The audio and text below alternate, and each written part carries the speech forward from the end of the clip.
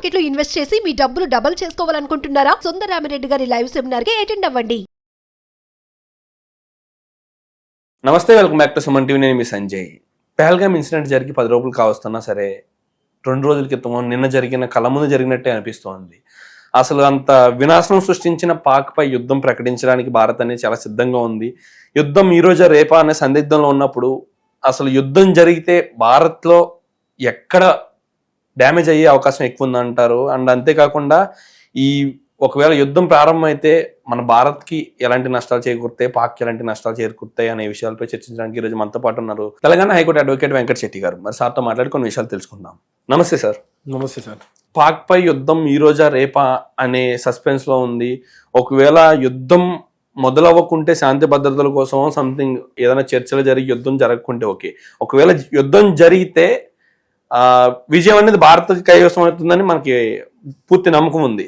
కానీ డ్యామేజ్ అనేది ఇరు వర్గాలకి జరుగుతుంటాయి. అసలు యుద్ధం జరిగితే, యుద్ధం మొదలైతే భారత్కి ఎలాంటి నష్టాలు వాటిల్లే అవకాశం ఉందంటారు? అసలు భారత్లో ఏ ఏ ప్రదేశాల్లో రెడ్ అలర్ట్ విధించే అవకాశం ఉందంటారు? ఏదైతే first of all red alert అనేది ఎక్కడైతే మేజర్ జోన్స్ అండ్ అదే కాకుండా ఎక్కడైతే మెయిన్ ఏరియాస్ ఉంటాయో, మెయిన్ సెంటర్స్. బికాజ్ ఎందుకు అని అంటే ఇప్పుడు మన ప్రెసెంట్ తెలంగాణలో చూసుకుంటే హైదరాబాద్ అనేది తెలంగాణ, ఆంధ్రాలో ఇదే మేజర్.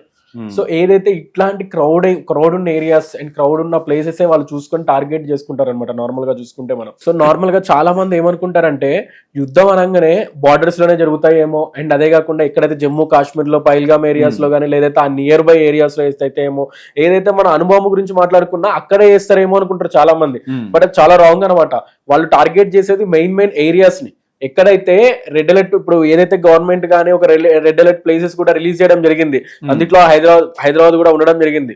అండ్ అదే కాకుండా ఢిల్లీ, బొంబాయి, కలకత్తా అండ్ ఇట్లాంటి ఏరియాస్ అన్ని కూడా మేజర్ సిటీస్ లాగా కన్సిడర్ చేసి ఇట్లాంటి ఏరియాస్ లో అనుభవం వేసే ఛాన్సెస్ ఉన్నాయని చెప్పి మనకి రెడ్ అలర్ట్ కూడా ఇవ్వడం జరిగింది. అండ్ అదే కాకుండా మనకి ఎక్కడైతే సేఫెస్ట్ ప్లేసెస్ అని అంటే ఏదైతే చెన్నై గానీ లేకపోతే ఛత్తీస్గఢ్, ఒరిస్సా ఇట్లాంటి స్టేట్స్ అనేది పీస్ఫుల్ ప్లేసెస్ అన్నట్లు, ఏదైతే ఆ ప్లేసెస్ కి రెడ్ జోన్ లేదు అన్నట్లు, ఏదైతే ఆ ప్లేసెస్ మీద సేఫ్ జోన్ లో లాగా దాన్ని కన్సిడర్ చేయడం జరిగింది. Stock home international research centre అని చెప్పి ఒక సంస్థ రీసెర్చ్ చేయడం జరిగింది. రీసెర్చ్ చేసి ఎవరెవరి దగ్గర ఎంతెంత ఎక్విప్మెంట్ ఉంది అని అంటే ఏదైతే గన్స్ గానీ లేకపోతే అణుబాంబు రిలేటెడ్ గానీ లేకపోతే ఈ ట్యాంకర్స్ అనేది గానీ యుద్ధానికి సరిపడా సామాగ్రి ఎవరెవరి దగ్గర ఏమేమి ఉన్నాయి అని చెప్పి ఒక బులెటిన్ అనేది రిలీజ్ చేయడం జరిగింది. దాంట్లో మనం చూసుకుంటే ఆల్మోస్ట్ మన ఇండియాకే ఒక 10 రేట్స్ అనేది మన ఇండియాకే ఎక్కువ ఉండడం జరిగింది. సో నేను చెప్పేది ఏంటి అని అంటే మాక్సిమం ఆఫ్ ద సిచ్యువేషన్ లో మనకి ఫేవరబుల్ గా ఉండడం జరుగుతుంది. సో కొన్ని ఛాన్సెస్ లో ఏదైతే వాళ్ళ అనుభవం వేసినప్పుడు ఏదైతే మన రెడ్ అలర్ట్ చేసిన సిచ్యువేషన్స్ లో ఇట్లాంటి ప్లేసెస్ లో కొంచెం లాస్ అవ్వడం జరుగుతుంది. అండ్ అదే కాకుండా మనం ఎప్పుడు కూడా మన ఇండియన్స్ పాకిస్తాన్ మీద అనుభవం వేసినట్లు గానీ లేకపోతే అక్కడికి వెళ్ళి ఏమైనా చేసినట్లు గానీ ఎక్కడా సిచ్యువేషన్ రాలేదు అట్లాంటిది. ఓన్లీ పాకిస్తాన్ వాళ్ళు ఏదైతే మన ఇండియా మీద ఏదో ఒక ఇట్లాంటి సంఘటనలు క్రియేట్ చేయడం కానీ ఏదైతే బాంబ్ బ్లాస్టింగ్ కానీ అండ్ చాలా చేయడం జరిగింది. అయినా కూడా వాళ్ళు అలానే చేస్తున్నారు. సో ఇప్పుడు మన మోడీ గారు ఏదైతే ఒక free plan in the sense smartest గా ఏదైతే వాటర్ ని రిలీజ్ చేసేసి అక్కడ చాలా మంది అంటే ఏదైతే వాటర్ ని స్టాప్ చేసిన తర్వాత అక్కడ ఎక్కడైతే దిగువన నివసించే వాళ్ళందరికీ ఎక్కడైతే ఆర్మీ వాళ్ళనే కానీ లేకపోతే అక్కడ లోబడి ఉన్న వాళ్ళందరూ కూడా కొంచెం సఫర్ అవ్వాలి. అటు సైడ్ కూడా మనం సఫర్ అయింది వాళ్ళు కూడా ఫేస్ చేయాలి అని చెప్పి. బికాస్ ఎందుకు అని అంటే మనం అక్కడ గవర్నమెంట్ కానీ అక్కడ పర్సన్స్ కానీ ఎప్పుడు ఎవరిని డిస్టర్బ్ చేయలేదు. ఒక్కసారి మనం డిస్టర్బ్ చేస్తే వాళ్ళకి అర్థం కావాలి అని చెప్పి ఇప్పుడు రీసెంట్ గా చేసిన ఇన్సిడెంట్ వల్ల అక్కడ ఎవరైతే జనాలు ఉన్నారో వాళ్ళందరూ గవర్నమెంట్ కి రివర్స్ తిరగడం జరిగింది. అండ్ అదే కాకుండా రీసెంట్ గా మనం ఒక న్యూస్ చూసుకుంటే అక్కడ ఎవరైతే ఆర్మీ సోల్జర్ గానీ ఆర్మీ మేజర్ గానీ రిజైన్ చేయడం కూడా జరిగింది. మనం చూసుకుంటే అక్కడ ఆ పర్సన్ ఎవరైతే ఆర్మీ పర్సన్ ఉన్నాడో మెయిన్ పర్సన్ కూడా రిజైన్ చేసి బయటికి రావడం జరిగింది. సో అండ్ అదే కాకుండా అబ్స్కాండింగ్ లో ఉండడంలో కూడా ఒక న్యూస్ అనేది వచ్చింది. ఏదైతే మనం ఎక్విప్మెంట్స్ మ్యాటర్ కూడా వచ్చుకుంటే లిస్ట్ కూడా బయటికి ఇవ్వడం జరిగింది. సో మనం చూసుకుంటే ఆల్మోస్ట్ ఇండియా వద్ద 1437 ఫిక్స్డ్ వింగ్ విమానాలు అండ్ అదే కాకుండా యుద్ధానికి యూజ్ అయ్యే 995 హెలికాప్టర్లు అండ్ అదే కాకుండా 7,074 ఆర్కేడ్ ఫైటింగ్ వెహికల్స్, ఏదైతే బుల్లెట్స్ ఆటోమేటిక్ గా బుల్లెట్స్ వచ్చే వెహికల్స్ ఫ్లైట్ వెహికల్స్ కూడా ఉండడం జరిగింది. అండ్ అదే కాకుండా 11,225 అంటే 11,225 ఆర్టీఆర్ల యూనిట్లు ఉన్నాయంట.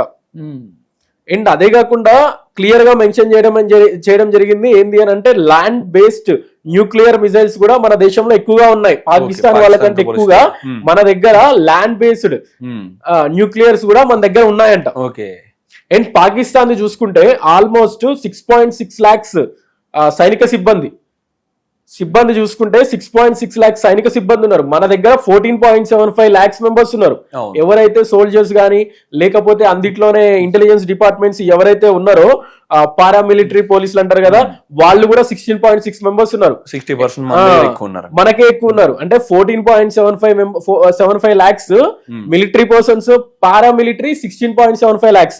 ఇక్కడ ఓన్లీ 6.6 lakhs ఓన్లీ అక్కడ ఉన్న మిలిటరీయే. అంటే మన భారతదేశంలో ఉన్న ఆర్మీ మెంబర్స్ లో చూసుకుంటే వాళ్ళ దాంట్లో కనీసం చాలా తక్కువ మెంబర్స్ ఉన్నారు. అంటే ఈవెన్ మెయిన్ సోల్జర్స్, ఎవరైతే మెయిన్ ఆర్మీ పర్సన్స్ ఉన్నారో వాళ్ళ దాంట్లో సగానికి కూడా లేరు ఇల్లు. మన దాంట్లో 14 lakhs ఉంటే వాళ్ళ దాంట్లో 6.6 lakhs, అంటే చాలా తక్కువ మంది ఉన్నారు. అండ్ అదే కాకుండా 812 యుద్ధ విమానాలు. అండ్ మన దగ్గర యుద్ధ విమానాలు చూసుకుంటే ఆల్మోస్ట్ 1437, అంటే 1437 ఫిక్స్డ్ విమానాలు, 995 హెలికాప్టర్లు.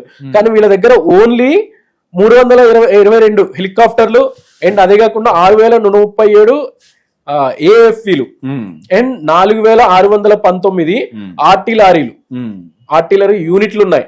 అంతే. అంటే మన దగ్గర ఉన్న ఎక్విప్మెంట్స్ గానీ, ఏదైతే యుద్ధానికి సరిపడా ఎక్విప్మెంట్స్ గానీ, లేకపోతే అణుబాంబులైనా కానీ, లేకపోతే పర్సన్స్ అయినా కానీ, ఎవరైతే ఆర్మీ వాళ్ళు ఉంటారు కదా, ఈ ఆర్మీ సోల్జర్స్ లో చాలా వాళ్ళ దగ్గర ఉన్నది చాలా తక్కువ మంది. సో ఇక్కడ ఏంది అని అంటే ఎవరైతే నార్మల్ పర్సన్స్ ఉంటారో, అంటే ఎవరైతే ఆ జిహాదీకి ఉంటారో ఆ లోపల పెట్టేసుకొని వాళ్ళ ఒక యూనిట్ గా డెవలప్ అయ్యి వాళ్ళ చంపేయాలి అని చెప్పి టార్గెట్ పెట్టుకున్న వాళ్ళు ప్రైవేట్ పర్సన్స్ చాలా మంది ఉంటారు అక్కడ. అండ్ ఏదైతే మెయిన్ సోల్జర్స్ అనేది చాలా తక్కువ. అండ్ వీళ్ళు రిమైనింగ్ పర్సన్స్ కూడా ఎలా అంటే మన ఇండియాలోకి రావడం. సో ఇక్కడ అందుకే చెప్తారు నార్మల్ గా లీగల్ గా నువ్వు ఒక పర్సన్ ని రెంట్ కు తీసుకుంటున్నా, నీ దగ్గర రెంట్ కి ఉంటుండు అన్నా, అండ్ అదే కాకుండా నువ్వు ఒకవేళ ఎంప్లాయ్ గా నీ దగ్గర జాయిన్ చేయించుకోవాలి అన్నా కూడా నువ్వు ప్రాపర్ గా డీటెయిల్స్ లేకుండా జాయిన్ చేయించుకున్నా కానీ, ఆ ఎంప్లాయ్ నీ దగ్గర జాయిన్ చేయించుకున్నా, లేకపోతే నువ్వేమైనా రూమ్ రెంట్ కి ఇచ్చినా కూడా కంపల్సరీ ఓనర్ ని కూడా ఇట్లాంటి సిచ్యువేషన్స్ లో సఫర్ అవ్వాల్సి వస్తుంది. అండ్ సార్ ఇక్కడ యుద్ధం జరిగితే ఇరు వర్గాలకి కూడా నష్టం జరిగే అవకాశం ఉంది. అయితే విజయం అనేది ముమ్మాటికి భారత్కే దక్కే అవకాశం కనిపిస్తుంది. కానీ మీరు అన్నట్టుగా అక్కడ మిలిటరీ పర్సన్స్ తో పోల్చుకుంటే ఎక్కువగా ఉగ్రవాదులు ఎక్కువ ఉన్నారని మీరు అంటూ ఉన్నారు బార్డర్లో. కానీ అదే ఉగ్రవాదులు మన భారత్ లో కూడా ఉన్నారు. స్లీపర్ సెల్స్ రూపంలో కానీ, లేకపోతే యాక్టివ్ సెల్స్ రూపంలో కానీ, సంథింగ్ ప్రైమ్ ఏరియాస్ లో కొంతమంది ఉండే అవకాశం ఉంది అంటున్నారు. అసలు బార్డర్ దాటి వాళ్ళు లోపలికి వచ్చే అవకాశం ఏంటంటారు మార్గం అసలు లోపల రావడానికి? సార్ ఇక్కడ ఏంది అని అంటే మన హైదరాబాద్ లో చూసుకుంటే రీసెంట్ గా రిలీజ్ చేసిన న్యూస్ చూసుకుంటే చాలా మంది ఇట్లా పాకిస్తాన్ నుంచి వచ్చి ఇక్కడ సెటిల్ అయిన వాళ్ళు ఉన్నారు. సో వాళ్ళందరినీ తిరిగి పంపించేస్తున్నాం. అండ్ ఢిల్లీలో గానీ, కాశ్మీర్ లో గానీ, అటు సైడ్ ఉన్న వాళ్ళందరినీ కూడా, ఎక్కడైతే శ్రీనగర్ లో గానీ అక్కడ ఉన్న వాళ్ళందరినీ కూడా మేము తిరిగి పాకిస్తాన్ కి పంపించేస్తున్నాం అని చెప్పి ఒక న్యూస్ కూడా వచ్చింది. వీళ్ళు ఏంది అని అంటే ఒక ఫేక్ గా ఇండియాలోకి రావడం, ఇక్కడ దిగడం. అండ్ అదే కాకుండా వీళ్ళకి ఎవరైతే సపోర్ట్ చేస్తుర్రో, వీళ్ళు ఇక్కడ ఫేక్ గా ఇడికి వచ్చిన తర్వాత ఇక్కడ ఎవరో ఒకరు సపోర్ట్ చేయబట్టే కదా వాళ్ళు ఇడికి వచ్చేది. సో ఇక్కడ ఎవరైతే సపోర్ట్ చేస్తుర్రో, అండ్ అదే కాకుండా వాళ్ళకి సోర్స్ ఆఫ్ ఇన్కమ్ ఎట్లా వస్తుంది, అండ్ కొన్ని ఫౌండేషన్స్ కానీ, కొన్ని ట్రస్ట్లు కానీ హిందూ పేరిజం తో పెట్టేసి వాళ్ళ దగ్గర నుంచి అమౌంట్ కలెక్ట్ చేసుకొని, ఈ అమౌంట్ అనేది ఇట్లా వీళ్ళకి ఉగ్రవాదులకి, టెర్రరిస్టులకి గినక డైవర్ట్ చేస్తున్న సొసైటీలు కూడా చాలా ఉంటాయి, ట్రస్ట్లు కూడా చాలా ఉంటాయి. అట్లాంటి ట్రస్ట్లు చాలా వరకు ఏదైతే వాళ్ళని కూడా పిలిపించి ఇన్వెస్టిగేషన్ చేయడం కానీ, అండ్ అదే కాకుండా ఆ ట్రస్ట్ రిలేటెడ్ మెంబర్స్ అందరినీ కూడా నువ్వే ఫండ్స్ అన్ని ఎక్కడ డీవియేషన్ అయినాయి, ఎలా డీవియేషన్ అయినాయి, అండ్ నీ ఇన్వాల్వ్మెంట్ దాంట్లో ఉంది అని అంటే నిన్ను కూడా కంపల్సరీ లైఫ్ టైం ఇంప్రెజన్ పడే ఛాన్సెస్ ఉండే. అండ్ అదే కాకుండా డెత్ పనిష్మెంట్ కంపల్సరీ. అంటే ఆశ్రయం ఇచ్చిన వాళ్ళకి కూడా, ఆశ్రయం ఇచ్చిన వాళ్ళకైనా కానీ, నువ్వు మనీ పరంగా వాళ్ళకి హెల్ప్ చేసినా కానీ డెత్ పనిష్మెంట్ అయితే కంపల్సరీ. భవిష్యత్తులో యుద్ధ వాతావరణం అనేది నెలకొంటే ప్రజలు ఏ విధమైన జాగ్రత్తలు తీసుకోవాలంటారు? ఏ ప్లేసెస్ లో సేఫ్ గా ఉంటారంటారు? ఏ ప్లేసెస్ లో సేఫ్ గా ఉంటారు అని అంటే ఫస్ట్ ఆఫ్ ఆల్ ఏంటంటే క్రౌడ్ గా ఉన్న ప్లేసెస్ కి దూరంగా ఉండాలి. సో ఎందుకంటే రీసెంట్ గా మనం చాలా న్యూసెస్ చూస్తుంటాం. అండ్ అదే కాకుండా ప్రీవియస్ గా అప్పట్లో కూడా ఏదైతే కోనార్క్ థియేటర్ దగ్గర కానీ, లేకపోతే ఇక్కడ కోటిలో అయిన ఇన్సిడెంట్ గానీ చూసుకుంటే చాలా మంది సఫర్ అయిపోయారు. చాలా మంది క్రౌడ్ ఏరియాస్ కొంచెం జర తక్కువ ఉంటే బెటర్. అండ్ అదే కాకుండా కొంచెం జనాలకి తక్కువ దూరంగా ఉంటే, జనాలకి ఇన్ ద సెన్స్ అందరికి మనుషులందరికీ దూరంగా ఉండమని చెప్పడం కాదు, ఎక్కడైతే గుంపుగా ఉన్న కాడ కానీ ఎక్కువ నించోకుండా ఉండడం. అండ్ అట్లాంటి సిచ్యువేషన్స్ లో కానీ ఫస్ట్ ఆఫ్ ఆల్ ఏంటి అంటే అందరినీ నమ్మి దగ్గర తీసుకోవద్దు. బికాస్ ఎందుకు అని అంటే వాడికి పరిచయం అయిండు అని అంటే వాడు ఎవ్వడు, ఉమ్, బికాస్ ఎవడైనా కావచ్చు, టెర్రరిస్టే కావచ్చు వాడు. ఉమ్, సో ఇట్లాంటి సిచ్యువేషన్ ఏంది అని అంటే ఇట్లా ఇవన్నీ చూసుకోవాలి సార్, బికాస్ అయ్యే సిచ్యువేషన్ ఎట్లాగో అయితేనే ఉంటది. సో మనం నార్మల్ గా చూసుకుంటే ఎక్కడో అక్కడ యుద్ధం జరుగుతుందేమో, మనం ఇక్కడ సేఫ్ జోన్ లో ఉండాలి అని ఆలోచిస్తూ ఉంటున్నాం కానీ, ఎక్కడైతే అణుబాంబులు వేలుస్తున్నామో ఇవన్నీ ఆలోచిస్తున్నాం కానీ, ఫస్ట్ ఆఫ్ ఆల్ మనం ఆలోచించాల్సింది ఏంది అని అంటే మన ఏరియాలో ఉన్న స్లీపర్ సెల్స్, అంటే ఎవరైతే పాకిస్తాన్ వాళ్ళు ఇక్కడికి వచ్చి ఇండియన్స్ ముసుగులో ఉన్నారో వాళ్ళు ఏ టైంలో అయినా క్రియేట్ చేయొచ్చు. yes, సో అందుకే మన గవర్నమెంట్ కానీ ఎవరైనా కానీ వాళ్ళని బయటికి లాగడం జరుగుతుంది. అండ్ అదే కాకుండా ఇక్కడ నుంచి మళ్ళీ వాళ్ళు పాకిస్తాన్ కి పంపించడం జరుగుతుంది. బికాస్ ఏ టైంలో అయినా వాళ్ళు బయటికి రావచ్చు, ఏ టైంలో అయినా క్రియేట్ చేయొచ్చు రచ్చ అనేది. సిటిజన్ ముసుగులో సో సిటిజన్, మన ఇండియన్ సిటిజన్ ముసుగులో ఉన్నారు కదా, వాళ్ళు ఏ టైంలో అయినా ముసుగు తీసిరు అనుకోండి, సో చాలా మంది సఫర్ అవ్వాల్సి వస్తుంది. సో ఆ ఉద్దేశంతోనే వాళ్ళందరినీ బయటికి తీయడం జరుగుతుంది. సో ఇప్పుడు ఏదైతే ఇన్సిడెంట్ అయింది అని చెప్పని కాదు, సో దాని రిలేటెడ్ కన్సర్న్ డిపార్ట్మెంట్ అనేది ఇప్పటికీ తెలంగాణలో నడుస్తూనే ఉంది. ఏదైతే ఎన్ఐఏ కానీ లేకపోతే రిలేటెడ్ క్రైమ్ బ్రాంచ్ కానీ, సో ఈ డిపార్ట్మెంట్స్ అన్ని కూడా ఎప్పటికప్పుడు వాళ్ళ దగ్గర డేటా ఉంటది, ఎప్పటికప్పుడు వాళ్ళు బ్యాక్ ఎండ్ లో నుంచి నడుస్తూనే ఉంది. సో ఇప్పుడు వచ్చింది కదా అని చెప్పి చేసేది కాదు ఇదంతా. Absolutely sir. Thank you sir, thank you very much sir.